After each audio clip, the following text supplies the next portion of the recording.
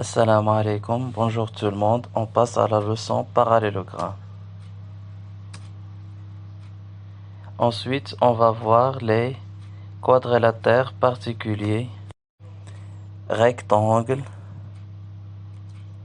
losange et le carré. Donc on commence par la définition d'un parallélogramme. C'est quoi un parallélogramme? On appelle parallélogramme un quadrilatère dont les côtés opposés sont 2 à 2 parallèles. Donc pour construire un parallélogramme, on construit d'abord 2 droites parallèles. Ensuite, on construit 2 autres droites parallèles. Alors ces 4 droites sont séquentes en 4 points et ces 4 points construisent un parallélogramme. Ensuite, on a plusieurs propriétés et on commence par la propriété 1. Les côtés opposés d'un parallélogramme sont de même mesure. Alors si un quadrilatère est un parallélogramme, alors ses côtés opposés sont 2 à 2 de même longueur. Deuxième propriété, on utilise maintenant les diagonales. Les diagonales d'un parallélogramme ont le même milieu.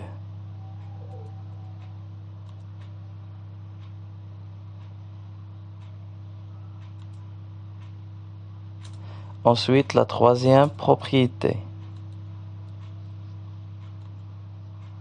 Maintenant, les angles. Les angles opposés d'un parallélogramme sont de même mesure.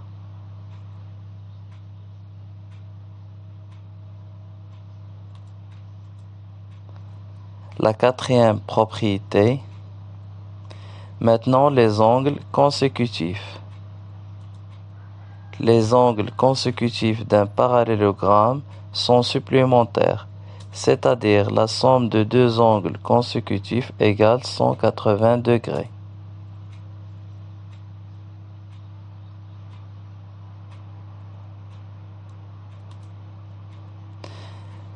Et on a question, 3 points ABC, bien sûr 3 points non alignés étant donnés, la question construire le point D pour que ABCD soit un parallélogramme. Supposons on a 3 points ABC non alignés et il nous demande de construire le point D de telle sorte que le quadrilatère ABCD soit un parallélogramme.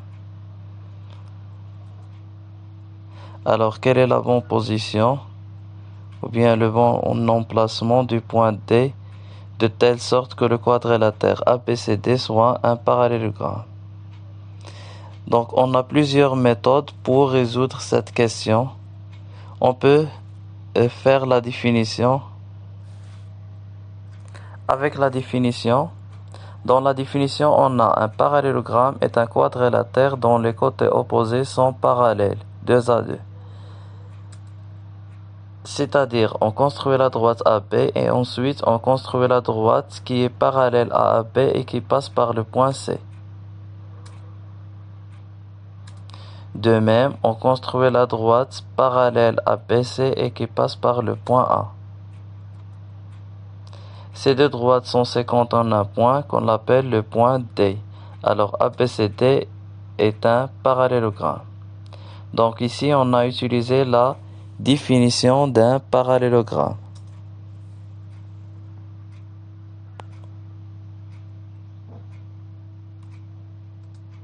On utilise maintenant la première propriété, ou bien la réciproque de la première propriété.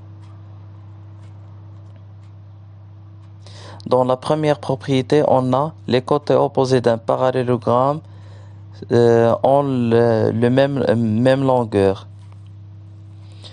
Donc, on calcule la mesure de BC et on construit un arc partant de A. Ensuite, on calcule la mesure de AB et on construit un arc portant de C. Ces deux arcs sont séquents en un point qu'on appelle le point D. Alors ABCD est un parallélogramme. Car le parallélogramme, ou bien les côtés opposés d'un parallélogramme sont de même longueur.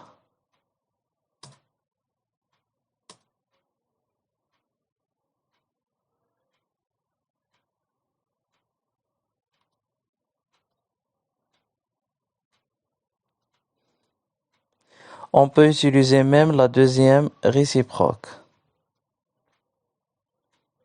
On utilise maintenant les diagonales.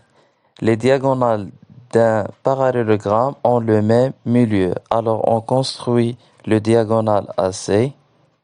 Ensuite, on cherche le milieu et on construit le deuxième diagonale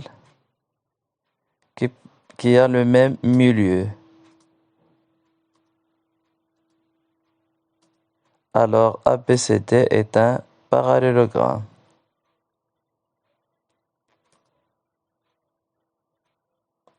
Alors si un quadrilatère est un parallélogramme, alors ses diagonales ont le même milieu.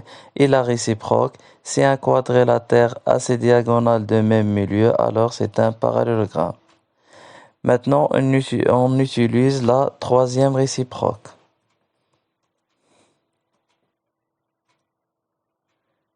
On peut utiliser les angles.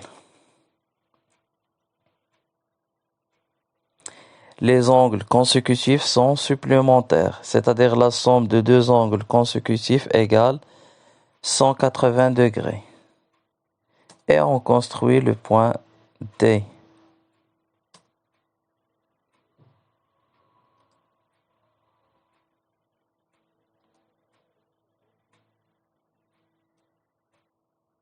Maintenant, avec une propriété mixte entre la première et la deuxième.